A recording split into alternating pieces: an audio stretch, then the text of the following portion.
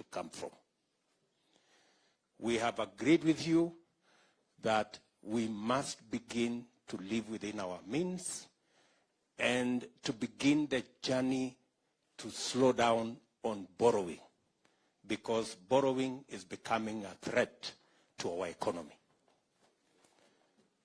We have agreed with you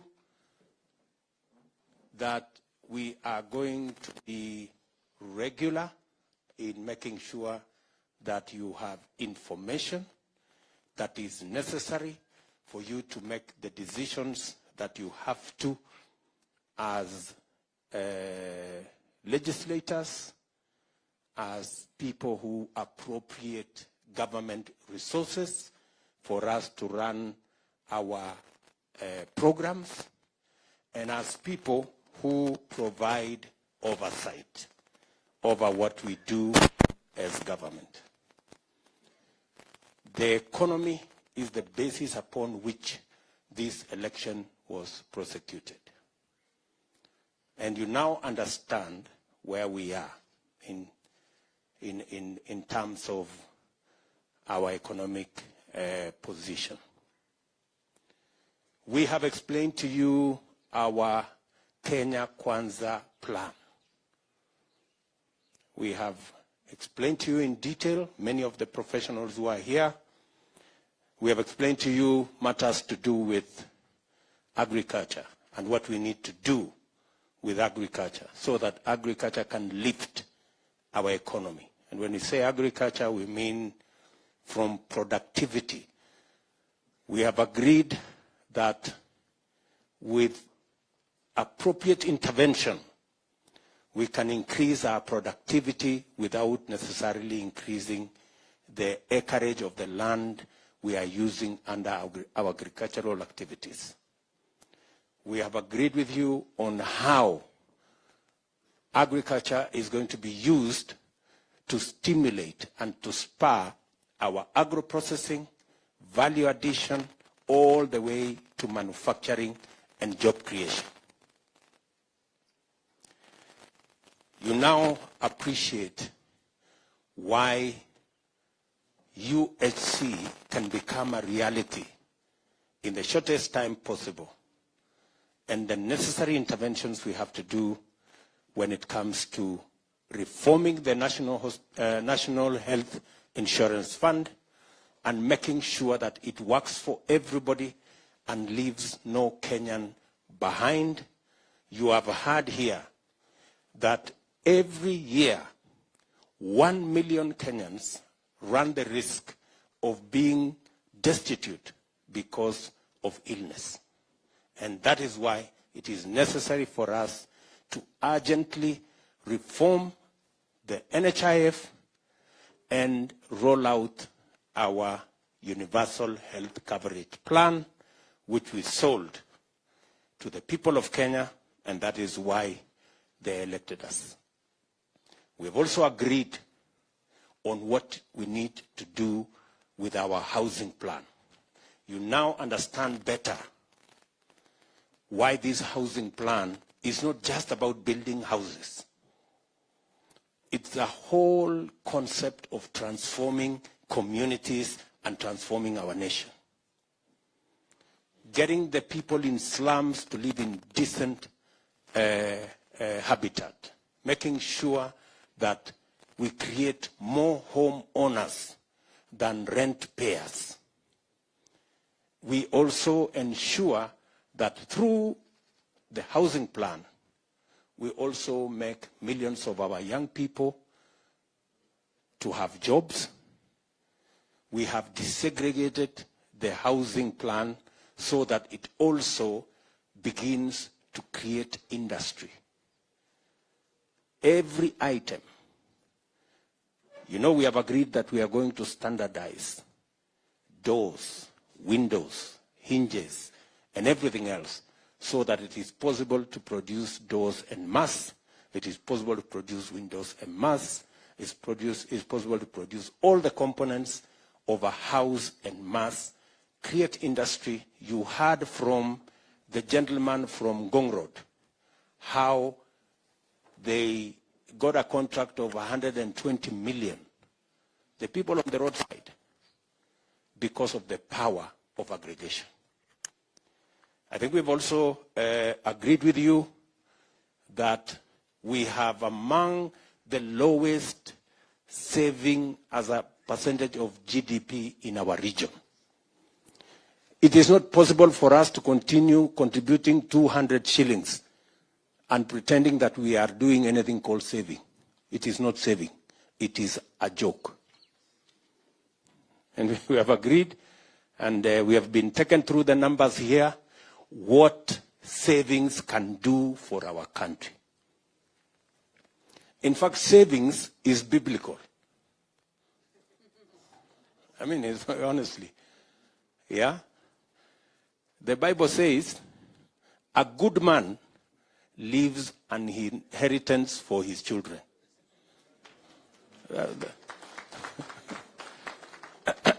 So, for those of you who are believers, you will also be fulfilling what the Bible says.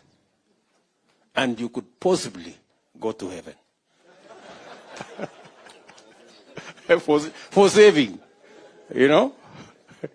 So we all agree that we have to raise our savings as a percentage of GDP. It is not possible for NHIF to continue receiving 200 shillings from people who earn as much as 1,500,000, 200,000.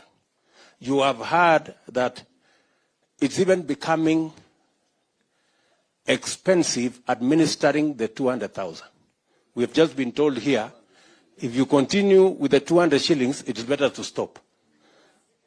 Sinje tumeambiwa.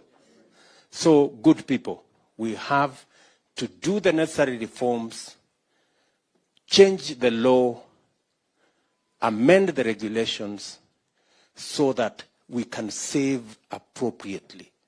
We've all been given the benefits of saving.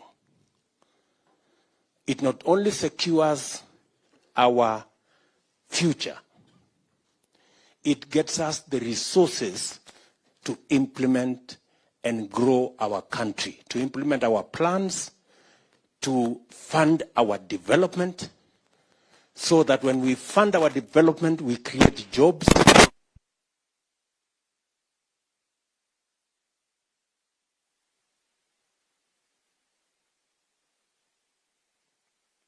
Not grow our wealth on the savings of other people, because they are not going to give us free money. They'll give us money, but they will demand a return on it. So we become their slaves. Si tumekubaliana? So we are going to implement the new NSSF law, hopefully when we get it out of court, either by settlement or by implementing what the court will have directed. But certainly we need to make a movement in that direction. I cannot say everything else that we have said, but I really value the time we have spent since yesterday. And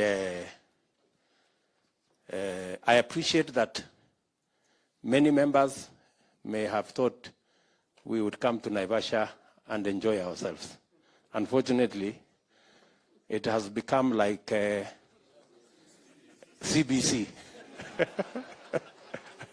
It has become like CBC.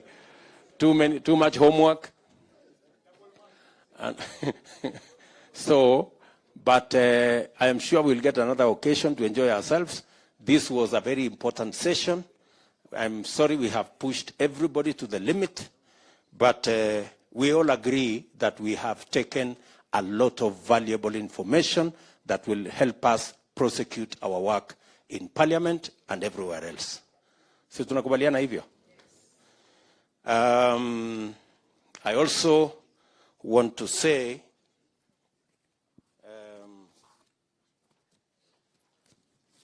that this afternoon we have also chosen our leadership in both houses, the leaders of majority in Senate, and the leaders of the majority coalition party in the National Assembly.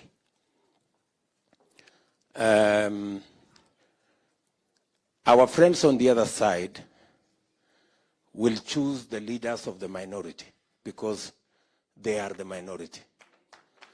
They just have to live with the reality that they are the minority.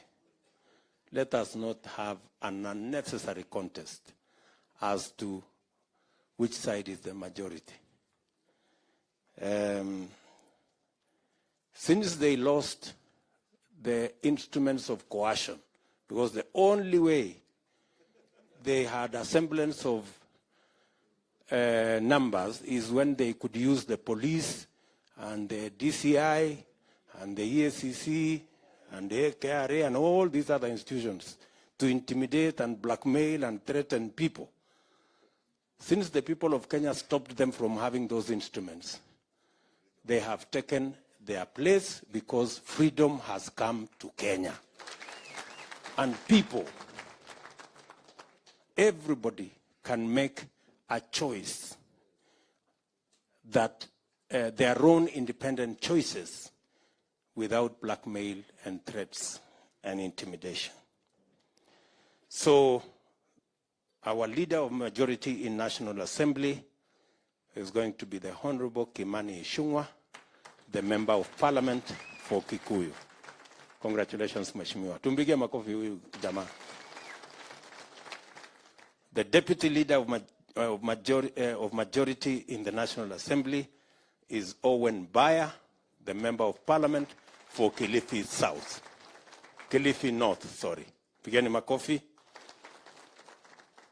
The Chief Whip of the National Assembly is going to be the Member of Parliament for South Mugirango, Silvanus Osoro. Congratulations, Mheshimiwa. The Deputy Whip of the National Assembly is going to be Naomi Wako, the Women Member of Parliament for Marsabit County. The Leadership of Senate, Leader of Majority, Aaron Cheriot, Senator for Kericho County. Congratulations, Mheshimiwa. Deputy Majority Leader, Tabitha Karanja, the Senator of Nakuru County. Chief Whip, Boni Halwale, Bullfighter, Senator Kakamega County. Congratulations again. And finally, Deputy Chief Whip, Tumbezi Lelegwe, Senator Samburu County. A round of applause for those good people who will lead our teams in both the Senate and National Assembly. The other matters, as we have agreed, will be handled by my very able deputy here on the other matters to do with Parliament in consultation with now these leaders and the party leaders in our coalition so that we can present a team that will make sure that our agenda in both houses in Parliament is prosecuted appropriately in a timely manner so that we can deliver on the commitments we made to the people of Kenya. Members, ladies and gentlemen, I sincerely want to appreciate the party leaders who are in our midst, my good brother Musalia Mudavadi, my good brother Alfred Mutua, my good brother Mule, and all the party leaders who are here. I know, Medhu, you are not yet a party leader. Ngojea kidogo, bado kidogo. Yeah. to thank all the members. My good brother, Roba, the party leader of UDM, is right in the house. And Mwangi Kiunjuri, who is right here. His other name, for those of you who don't know, is called Festus. And who else? David Ochieng, the party leader of MDG, is in the house. Na ule mwingine nani? Who is that guy? Abdi. Is that Abdi? Is that Abdi? Yes, Abdi. The party leader of NAP, from all the way from Ijara. Nani mwingine? Kamket.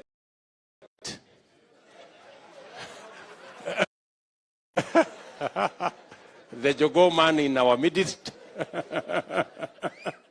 Who is that? Mr. Mandasi. From all the way from CCM. The member of parliament for Chepalungu, right there. Anybody else? Of course, the party leader of Ford Kenya is not here because he's our speaker, and we would rather keep him neutral from this. But I think the acting party leader for this meeting is investor there. Mr. Wanyonyi. And of course, we have Karemba. You know, we have people, and then we have a Mukorino.